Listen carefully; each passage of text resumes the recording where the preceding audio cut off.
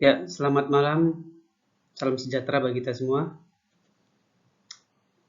Ya, perkenalkan saya Subur Simanulang, STMSI, dosen Teknik Elektro, Universitas Darmagung, Medan. Saya mengampu mata kuliah Medan Elektromagnetik, Prodi S1 Teknik Elektro. Ya, tujuan pembelajaran untuk kali ini yang pertama itu mampu menjelaskan secara ringkas prinsip kerja elektromagnetik. Yang kedua, mampu menjelaskan penggunaan persamaan Maxwell, hukum Gauss, hukum induksi Faraday, dan hukum Ampere pada medan elektromagnetik. Yang ketiga, mampu menganalisis prinsip kerja medan elektromagnetik pada transformator, induktor, motor listrik, dan generator listrik.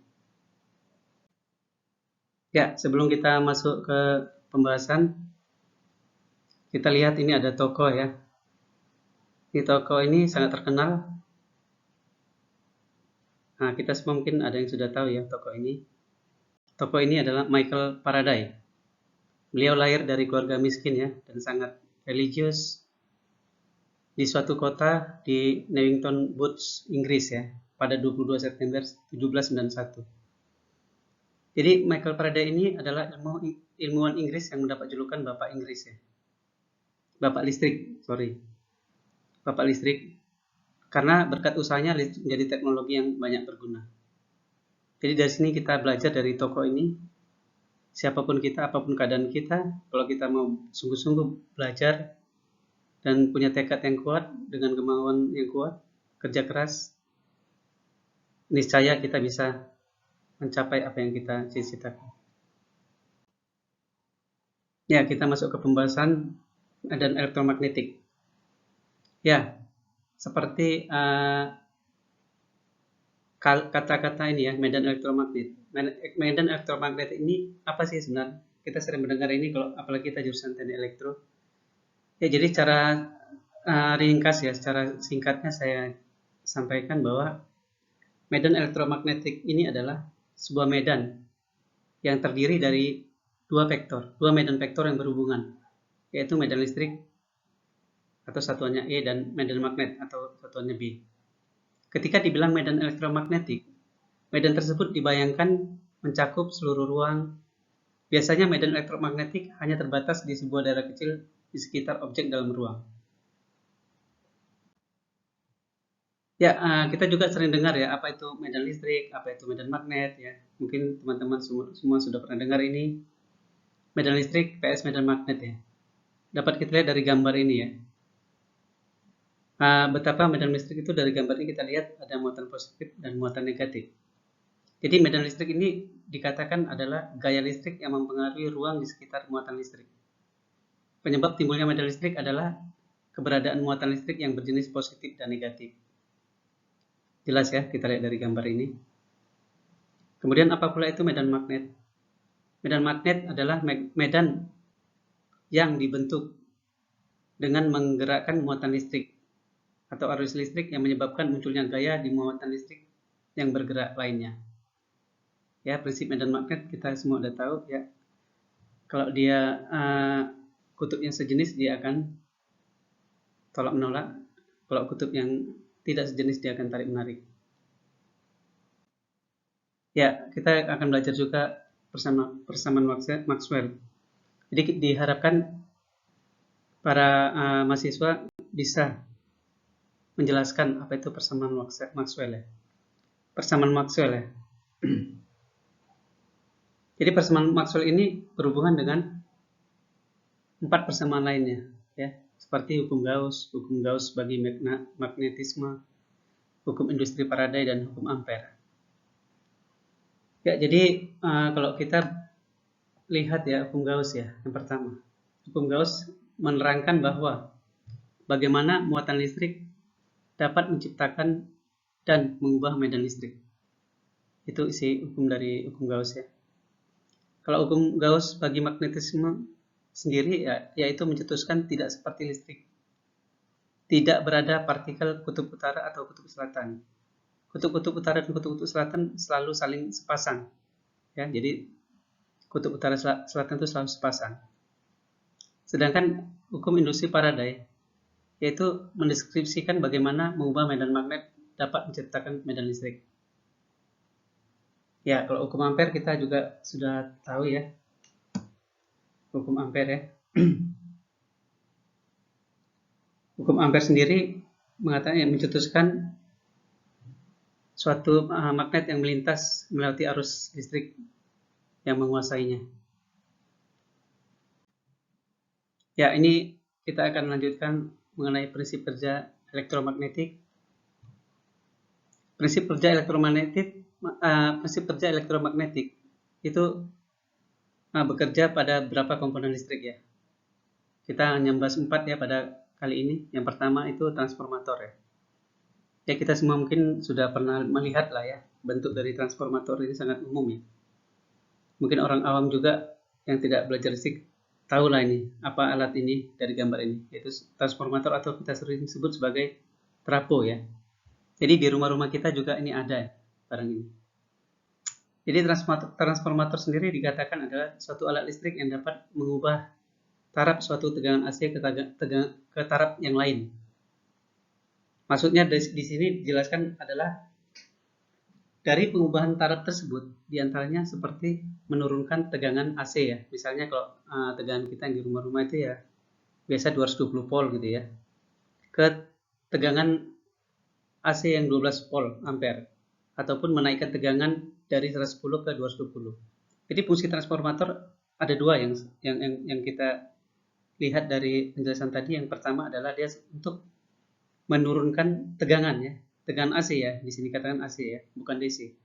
Jadi tegangan AC dari 220 volt ke 120 volt misalnya, atau 12 volt. Ataupun menaikkan tegangan dari 110 volt AC ke 220 volt. Jadi bisa menaikkan dan bisa menurunkan, itu fungsi transformator.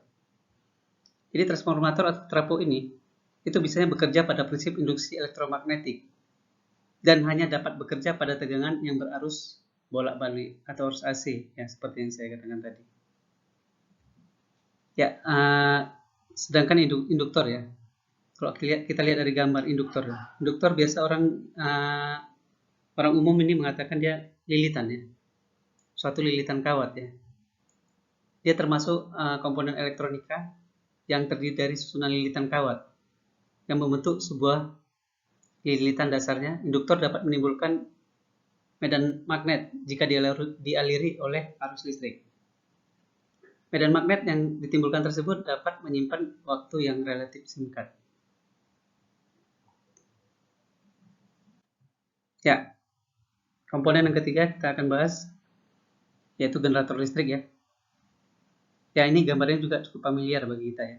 Biasanya kita di kantor-kantor, di sekolah-sekolah mungkin atau di gedung-gedung besar gitu ya.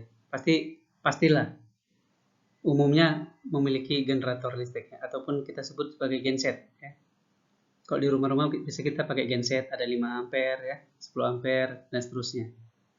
Jadi generator listrik itu sebenarnya komponen seperti apa dan prinsip kerjanya seperti apa. Jadi generator listrik ini adalah mesin yang digunakan untuk menghasilkan energi listrik dari sumber energi mekanis ya. Jadi saya ulangi, generator listrik ini adalah mesin yang digunakan untuk menghasilkan energi listrik dari sumber energi mekanis. Jadi prinsip kerja dari generator listrik adalah induksi elektromagnetik. Berdasarkan jenis arus listriknya, generator dibagi menjadi generator arus arah dan generator arus bolak-balik. Jadi ada dua pembagian dari generator ini. Ya, generator searah ataupun DC dan arus bolak-balik ataupun AC ya. Oke, baik. Sekarang kita lanjut ke motor listrik ya. Komponen keempat selanjutnya adalah motor listrik. Motor listrik ini adalah suatu alat untuk mengubah energi listrik menjadi energi mekanik.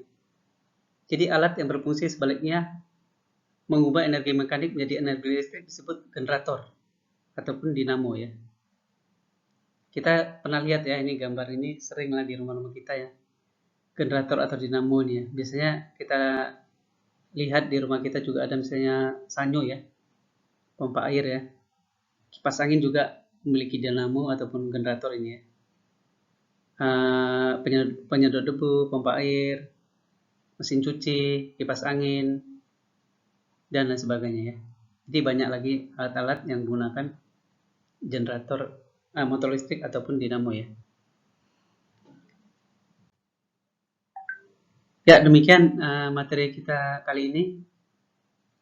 Saya berharap ya dari tujuan pembelajaran kita tadi para mahasiswa ya dapat menerapkan. Yang pertama, mahasiswa dapat menjelaskan nanti prinsip kerja medan elektromagnetik khususnya pada komponen-komponen listrik ya. Yang kedua, diharapkan mahasiswa bisa menjelaskan penggunaan persamaan Maxwell, hukum Gauss, hukum induksi Faraday, dan hukum Ampere pada medan elektromagnetik. Yang selanjutnya, diharapkan mahasiswa mampu untuk menganalisis mengenai prinsip kerja medan elektronika pada komponen listrik seperti transformator, induktor, motor listrik, dan generator listrik. Ya, ini ada tugas individu. Diharapkan mahasiswa mampu mengerjakan tugas ini. Ya, deadline lebih kurang 1 minggu ya.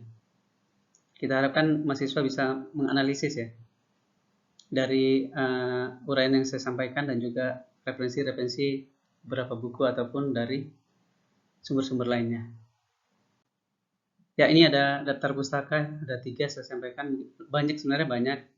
Saya sampaikan 3 aja. Yang pertama, Administer Joseph A. 1997, Theory and Problem of Electromagnetic Scrum Series, New York, McGraw-Hill. Yang kedua, Effendi Rustam dan kawan-kawan, 2007, Medan Elektronika Terapan, Jakarta, Penerbit Erlangga. Yang ketiga, Hyde William H. 1984, Engineering Electromagnetic, New York, McGraw-Hill, edisi keempat ya. Ya, demikianlah ya para mahasiswa penjelasan dari saya mengenai materi kita kali ini, yaitu mata kuliah medan elektromagnetik dengan materi prinsip kerja medan elektromagnetik. Ya, saya berharap para mahasiswa memiliki analisis juga untuk bisa menjelaskan dan menganalisis prinsip kerja dari medan elektromagnetik ini, dan kita akan sambung diskusi kita di minggu depan. Saya akhiri materi sampai di sini. Selamat malam, terima kasih, dan sampai ketemu di minggu depan. Terima kasih.